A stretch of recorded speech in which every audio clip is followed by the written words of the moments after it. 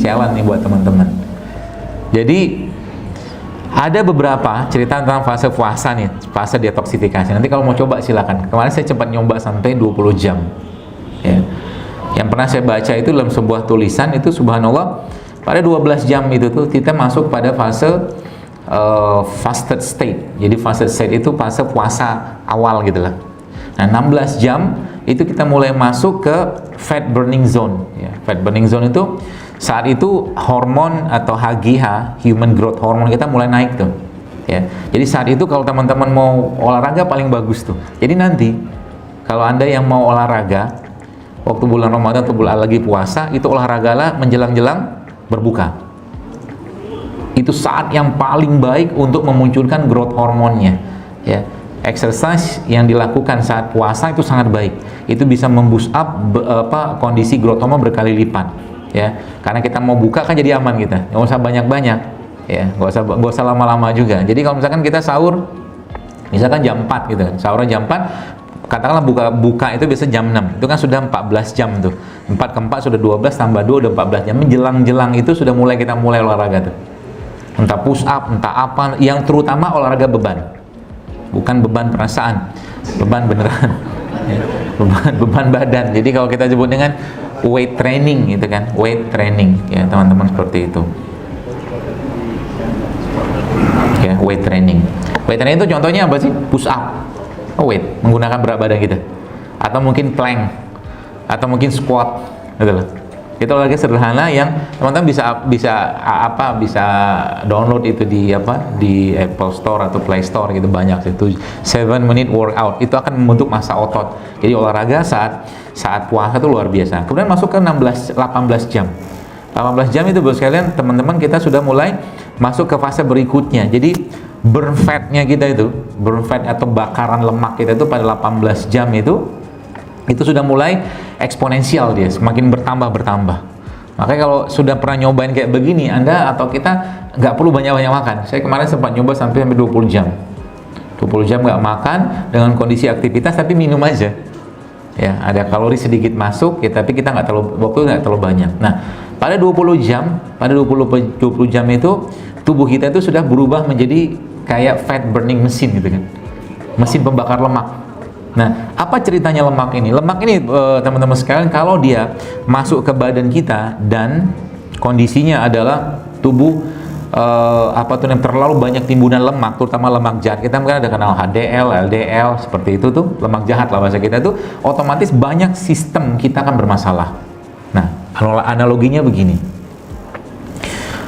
Kita punya mobil, misalkan mobil itu tangki utamanya atau total tangkinya 50 liter misalkan.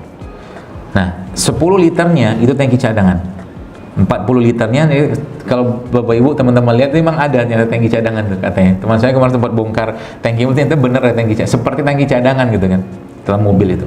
Nah, 50 liter totalnya. Nah, pertanyaannya, bagaimana kita bisa mengakses ya, atau bagaimana kita bisa menggunakan tangki cadangan tadi? Catatannya apa? Misalkan Anda dari sini mau misalkan ke Sukabumi misalkan, 3 jam lah misalkan, atau 2 jam. Nah, caranya supaya pakai tangki cadangan gimana? Jangan berhenti rest area. Kan gitu. Jangan berhenti rest area. Kalau berhenti rest area, masuk lagi diisi bensin, masuk ke tangki utama. Tangki utama ini sebenarnya gula. Isi gula. Ya, gula dalam tubuh kita pernah saya jelaskan juga, kalau nggak kepake, ujung-ujungnya jadi apa? Lemak. Gula, glikogen, lemak. Gula, glikogen, gitu aja urutannya itu. Nah, pertanyaannya kalau gula yang masuk ini gula nggak sehat, contoh misalkan gini. Kalau kita minum ya, misalkan satu hari ada orang minum katakanlah 5 kali lah sehari itu dia makan gula pasir misalkan. Setiap jam waktu pertama, kedua, ketiga, 4, 5 gitu kan, setiap waktu itu dia makan katakanlah 5 atau 2 sendok makan gula pasir. Dengan orang pada waktu yang sama atau dengan kondisi yang sama, 5 waktu tadi dia makan air tebu atau minum air tebu, 2 sendok gula pasir dan 2 sendok air tebu. Kenapa saya ngambil ilustrasi gula tebu atau air tebu? Karena gula pasir kan asal gula tebu, dari tebu kan, tapi beda nasib nih kalau orang makan.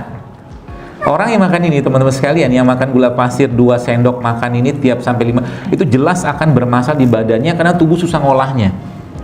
Kenapa? Karena isinya gula tok. Sedangkan air tebu itu kan bukan hanya gula isinya. Kalau dia masih senyawa kompleks, kalau dia masih utuh di awal, dia akan aman badan kita. Itu kenapa? Kenapa banyak orang habis makan, misalkan makan nasi gitu kan, dengan berbagai macam lauknya ngantuk, terutama nasi-nasi yang tinggi dengan gula. Karena tubuh susah ngolahnya.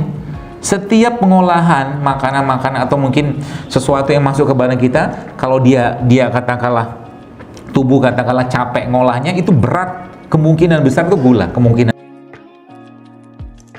Yang makan durian pernah maaf membauin nggak? Bau kan, maaf ya, ini kita bicara itunya ya, bicara durian itu kan asam banget. Durian itu sekalian balancingnya apa atau penyeimbangnya siapa? Bijinya.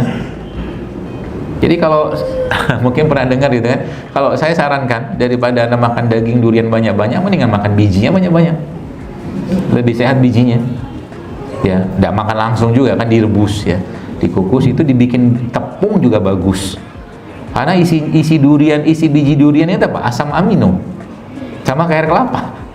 Coba aja lihat research on durian seed, ketemu tuh nanti asam amino semua tuh isinya tuh. Jadi banyak sekali biji-bijian itu Allah ciptakan untuk apa? Sebenarnya buat dimakan. Ya, apalagi dibikin tepung-tepung.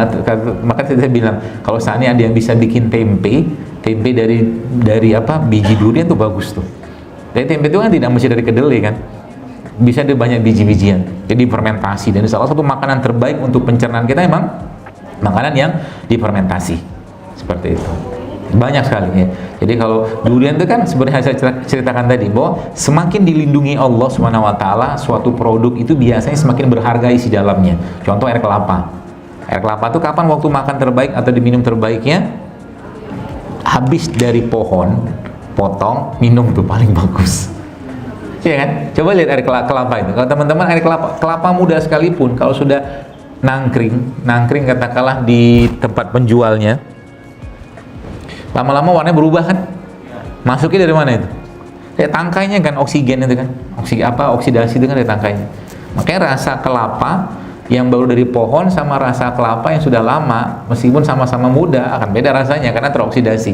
Nah, semakin teroksidasi atau semakin banyak produk oksidasi yang masuk ke badan kita, kulitnya akan tampak tidak cerah. Jadi kalau sekarang orang heboh-hebohan glowing-glowingan, simple banget sebenarnya. Semakin banyak sayuran, semakin banyak buah yang dimakan, yang tidak banyak pengolahannya, yang masih fresh, yang tidak banyak bahan kimianya, semakin sehat. Dan kulitnya akan tampak berseri. Gitu loh. Nggak perlu berbagai macam. Udah heboh kalau suruh glowing-glowing ibu. Ya. Jadi nggak perlu berbagai macam apa skincare itu loh. Ya, nggak perlu. Ya, sebenarnya seperti itu.